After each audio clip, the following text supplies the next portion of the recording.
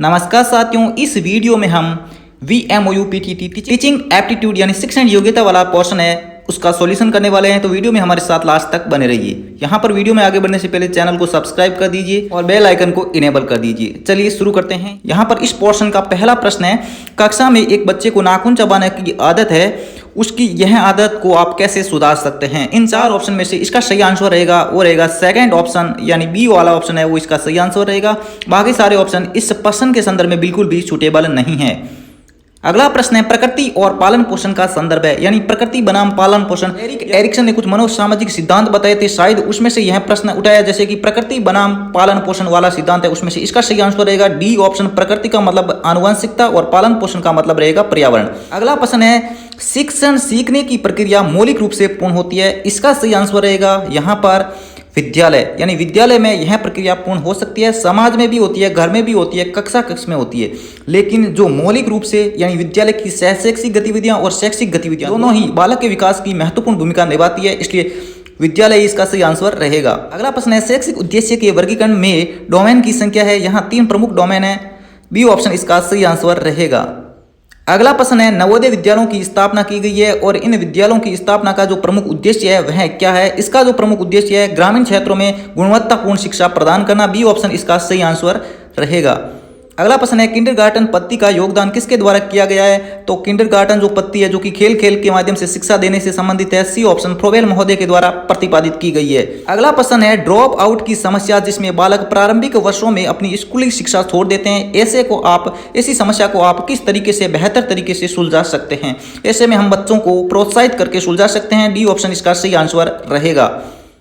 अगला प्रश्न है, छड़ी को छोड़ दो और बच्चे को बिगाड़ दो, यह संदेश देता है कि यह जो संदेश देता, छड़ी को छोड़ दो बच्चे को बिगाड़ दो, इसका अभिप्राय यह है कि यदि आपने छड़ी छोड़ दी यानी बच्चों को पीटना छोड़ दिया तो बच्चा बिगड़ जाएगा। कहने का अभिप्राय यह है कि बच्चों को पीटोगे तो ही बच्चे सुधर सकेंगे। इसका सही सारांश यही है, सी ऑप्शन, अवांछनीय व्यवहार को दंडित किया जाना चाहिए, यानी बच्चे गलती करते हैं तो दंड के माध्यम से ही उनको सुधारा जा सकता है, यह संदेश है, इसी को इंगित करता है। अगला प्रश्न है, निम्नलिखित में से कौन सी एक छोटी शिक्षण स्थिति है। छोटी शिक्षण यानी जो माइक्रो टीचिंग है यह इससे रिलेटेड है, डी ऑप्शन इसका सही आंसर रहेगा। अगला प्रश्न है, निम्नलिखित में से कौन सा शिक्षण का निर्धारित स्तर नहीं है। यहाँ पर 4 ऑप्शन दे रखे हैं, इसका सही आंसर रहेगा डी ऑप्शन, विशिष्टीकरण। अगला प्रश्न है, छात्रों में सहयोग की भावना पैदा करने के लिए आप क्या करोगे। छात्रों में सहयोग की भावना पैदा करने के लिए हम उन्हें समूह में कार्य देंगे, डी ऑप्शन इसका सही आंसर रहेगा। अगला प्रश्न है, भाषा के अधिग्रहण और विकास की सबसे महत्वपूर्ण अवस्था कौन सी है। यहाँ इन 4 ऑप्शन में से भाषा है बच्चों की सबसे ज़्यादा महत्वपूर्ण रहेगी, वो बी ऑप्शन, प्रारंभिक बाल्यावस्था में ही संभव हो पाती है। अगला प्रश्न है, जीन पियाजे के अनुसार बालक ब्लैंक स्पेस के दौरान अमूर्त तर्क और तर्क कौशल विकसित कर सकता है। बच्चों में अमूर्त तर्क यानी काल्पनिक चिंतन यह है, अमूर्त तर्क है वो अमूर्त संक्रियात्मक अवस्था या फिर कह सकते हैं औपचारिक संक्रियात्मक अवस्था, सी ऑप्शन इसका सही आंसर रहेगा। अगला प्रश्न है, कौन सा प्रेरणा का कारक नहीं है, यानी बच्चों को किस प्रकार हम मोटिवेशन नहीं दे सकते हैं। पुरस्कार, प्रोत्साहन और प्रशंसा इनके द्वारा दे सकते हैं, जबकि अभ्यास के द्वारा हम नहीं दे सकते हैं, डी ऑप्शन इसका सही आंसर रहेगा। अगला प्रश्न है, भारतीय संविधान में शिक्षा किस सूची में है। तो शिक्षा है वो एक समवर्ती सूची का विषय है, बी ऑप्शन इसका सही आंसर रहेगा। अगला प्रश्न है, अधिगम के अधिकतम हस्तांतरण के लिए निम्नलिखित में से कौन सी स्थिति सबसे अच्छी है। यहाँ 4 ऑप्शन में से पहला ऑप्शन, विभिन्न कार्यों के लिए अलग अलग प्रतिक्रियाओं की आवश्यकता होती है, यह इसका सही आंसर रहेगा, फर्स्ट ऑप्शन। अगला प्रश्न है, निम्नलिखित शिक्षण प्रक्रियाओं को व्यवस्थित करें। यहाँ पर कुछ ऑप्शन दे रखे हैं और उनको व्यवस्थित सीक्वेंस में करना है। यहाँ पर वर्तमान ज्ञान को पूर्व ज्ञान से जोड़ना, इसका मतलब है प्रस्तावना। तो यहाँ पर प्रस्तावना, मूल्यांकन, पुनः पढ़ाना, उद्देश्यों को तैयार करना और सामग्री की प्रस्तुति। सबसे पहले यहाँ पर उद्देश्य होंगे हमारे पास, उसके बाद हम प्रस्तावना देंगे और उसके बाद हम है वो विषय सामग्री उसको प्रस्तुत करेंगे, फिर मूल्यांकन और फिर पुनः पढ़ाना। तो यहाँ पर इसका सही आंसर रहेगा डी ऑप्शन। अगला प्रश्न है, जॉन लॉक के तबुला रासा के मुहावरे का अर्थ है। यहाँ पर जो जॉन लॉक का तबुला रासा है, इसका अभिप्राय यह है कि जॉन लॉक का मानना है कि जब बच्चा पैदा होता है तो उसका जो मस्तिष्क है एकदम खाली स्लेट होता है, हम उसमें कुछ भी लिख सकते हैं, इनका ऐसा मानना है, यानी तबुला रासा यही सिद्धांत है। तो यहाँ पर आप सोच सकते हो इसका क्या आंसर हो सकता है। मेरे हिसाब से यहाँ 3rd ऑप्शन है वो यथासंभव इसका सही आंसर रह सकता है, लेकिन मैं 100% इसमें श्योर नहीं हूँ। अगला प्रश्न, नई तालीम का दूसरा नाम है। नई तालीम मतलब बुनियादी शिक्षा से संबंधित यानी फंडामेंटल एजुकेशन से लिया जाता है। इसके संदर्भ में फर्स्ट ऑप्शन है वो अनिवार्य शिक्षा, इसका सही आंसर रहेगा। अगला प्रश्न है, शिक्षण में छात्रों की अधिकतम भागीदारी संभव है। जब बच्चे समूह में कार्य करेंगे या फिर बच्चे चर्चा करेंगे, ऐसे में अधिक भागीदारी संभव है। फर्स्ट ऑप्शन इसका सही आंसर रहेगा। अगला प्रश्न है, शिक्षा तब सार्थक होगी जब वह छात्र केंद्रित होगी यानी बालक केंद्रित शिक्षा होगी, वह अधिक प्रभावी रहेगी। अगला प्रश्न है, बिगड़ते मूल्य वाले समकालीन समाज में उत्कृष्ट शिक्षा वही होती है जो मानवीय और सांस्कृतिक मूल्यों की पुनर्स्थापना के लिए काम करती है। यहाँ पर फर्स्ट ऑप्शन इसका सही आंसर रहेगा।